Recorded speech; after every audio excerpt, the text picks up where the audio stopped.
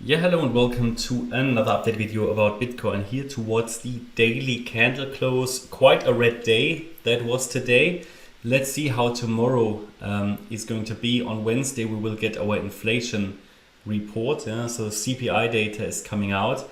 That could lead to some volatility. I guess it's only an assumption, but it always depends a little bit on the numbers that come out as well. But if we have Monday, Tuesday as red days, it could very well be that on the Wednesday, if numbers are maybe a little bit better than the market anticipates, it could really spark a bit of a rally.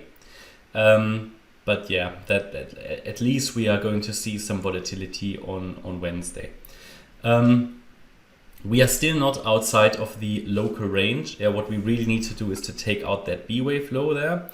It's around 27,220 to 10. Depending on the exchange here, it's the B wave low of the triangle. We failed to break below it, just about. And until we break that, it is still technically possible to extend this triangle, this Elliott Wave triangle. I showed you in the previous video a possible alternative count for the triangle. At the moment, I'm counting it as A, B, C, D, E, with the E wave top being in here, so that the assumption is it topped on the 5th of May. At around 29,790, and that we since then have started to move down in a C wave, so that the triangle completed a B wave and we're now coming down in the C wave, which should be the last wave of the last wave of that larger ABC correction here in a wave 2.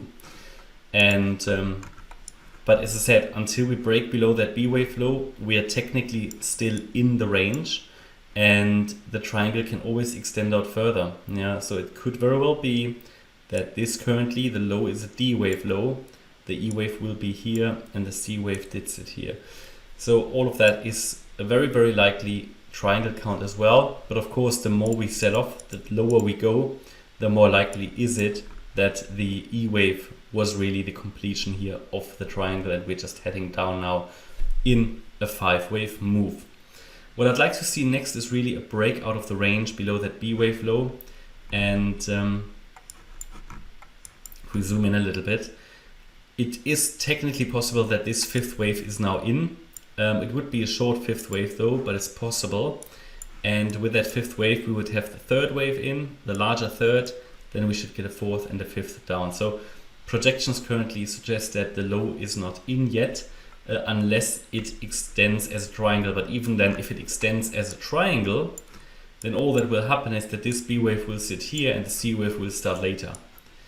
So at the moment, my view remains that as long as this last swing high is holding at 28,110 here, basically, this wave 4 high, as long as that high is holding, we can focus generally on lower. And let's just remind ourselves of targets here. We talked, or one way of calculating targets is here to take the length of the A wave, and then we go to the high of the B wave, and then we can calculate possible targets here for the C wave down. And I think we talked about that 61.8 extension in one of the previous videos. I don't think the move down is finished here, but the 61.8 extension, that's by the way here at around 27,400, is a typical first target for a C wave. Now, even though it is very short, and even though we don't have 5 waves down yet, which we would want to see in the C wave, it is still a target or a level where we expected a bounce. I don't know if I talked about it in the last video or the one before. And then the next target would be the 1-to-1 ratio, basically taking us to around about 26k. And these are all levels to watch. Besides that, there is really not much more to add. I will certainly do a bit of casual buying tomorrow or so if we finally break below the range. But for now, we are still in the range. And that's the idea. And generally what you need to understand is that this particular wave 2 correction here can use the entire yellow box. So it could technically, in a more extreme case, even come down to 22k. Looking at the structure at the moment and looking at how the altcoin market is performing, I personally don't think we will go down that low. I think it will play out here in the upper half of the range. So we talk here about between 26,650 and 25,300.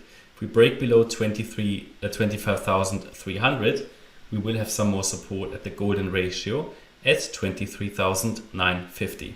But yeah, besides that, there is not much more to add. I hope you liked the update. If you did, please hit the like button, leave a comment and subscribe. And if you really like the content, then please check out the channel membership. Thanks a lot for watching. Bye bye.